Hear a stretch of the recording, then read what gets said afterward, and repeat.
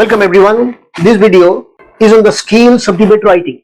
Debate writing is an essential skill in writing and speaking. It not only sharpens your critical thinking but also perfects your persuasive abilities. So in this video, we will explore three things. Number one, what debate writing is.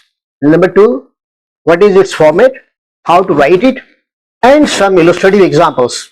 Coming to the understanding of debate writing, let me tell you that it is a structured argument. What is a structured argument? It is well thought out argument. It is well prepared argument on a particular issue or on a particular topic. On that topic, you are going to present your viewpoints. When I say viewpoints, what do I really mean? I mean your perceptions and your convictions. They are also your viewpoints. Now, in debate writing, your goal is to construct a logical and persuasive argument. And this argument, which will be convincing the audience of your perceptions, of your viewpoint on a particular given topic. Now, it is important to follow a systematic approach to maintain clarity and order.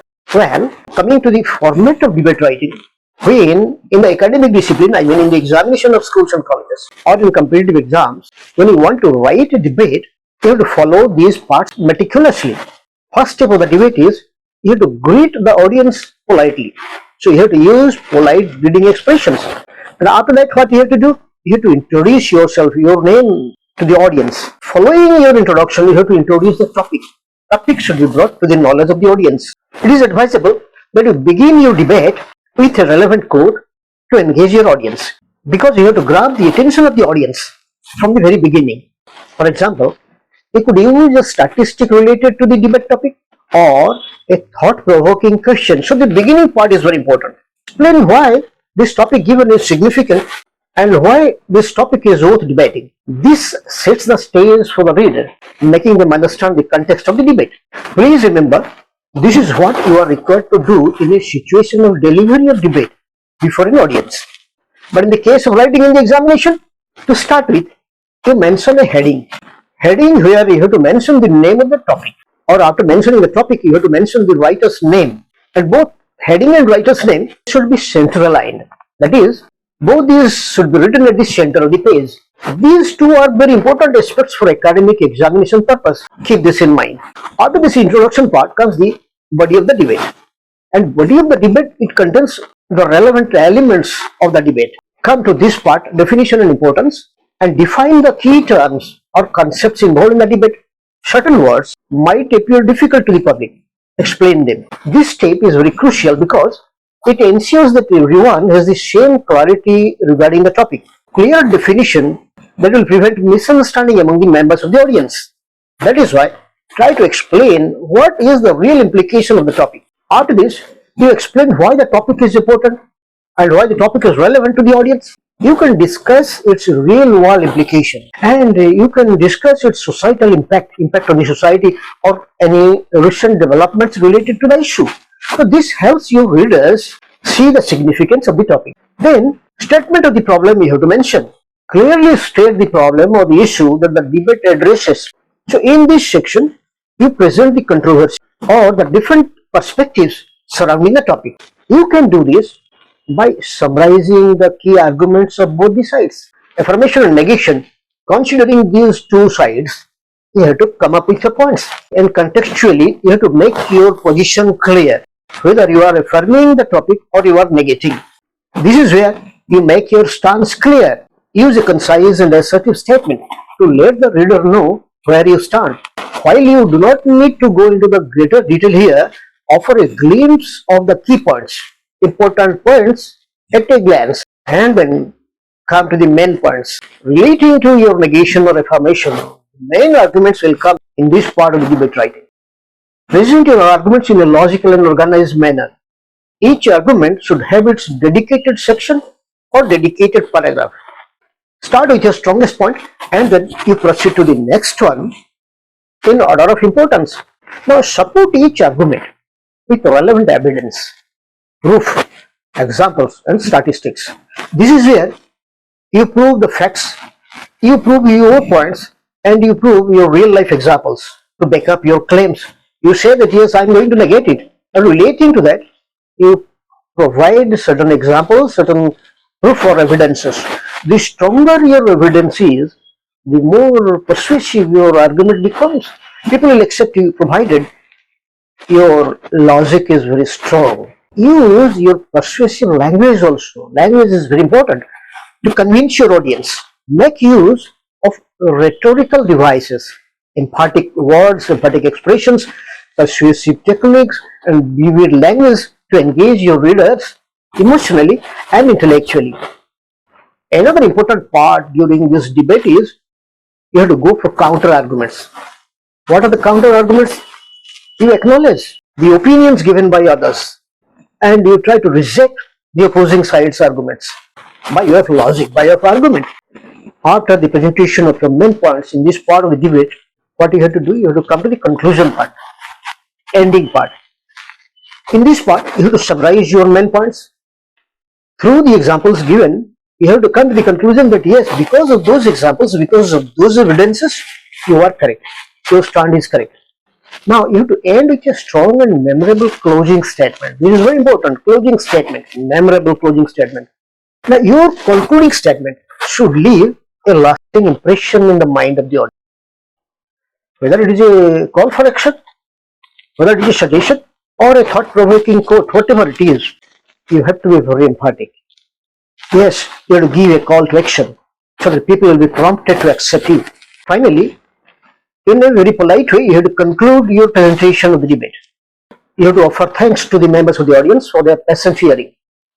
I am sure that you have understood the different parts of debate writing. Now, let's go for a simple debate writing. I'll be giving you samples. Sample is this.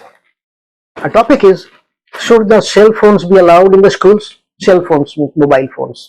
Should the mobile phones be allowed in the schools? If it is in the exam you are writing, give a topic. Name of the topic you should write. Should cell phones be allowed in the schools? And then below this, you have to write your name by so and so. You are the writer of the debating, and that is why your name should be mentioned there. After the topic and the writer's name, you have to come to the next step. Next step is greeting the audience. You have to greet the audience saying good morning or good afternoon or good evening. You have to introduce yourself, your name, and then you have to introduce the topic. After your introduction and introduction to the topic, you have to come to the body of the debate writing. Body of the debate should have at the beginning the introduction part. In the introduction part, you mention like this.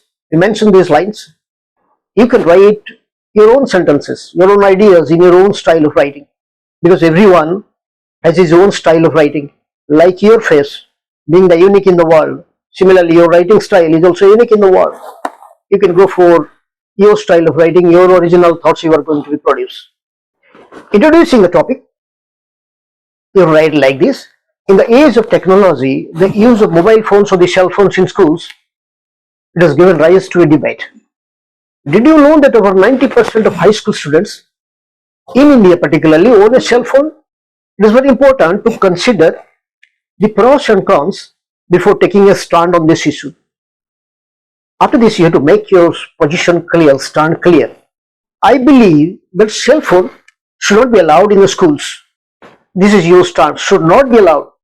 Why they should not be allowed? You say that your cell phones are significant distraction in the classroom. Distraction is created, leading to a decline in the academic performance. Classwork cannot go on properly.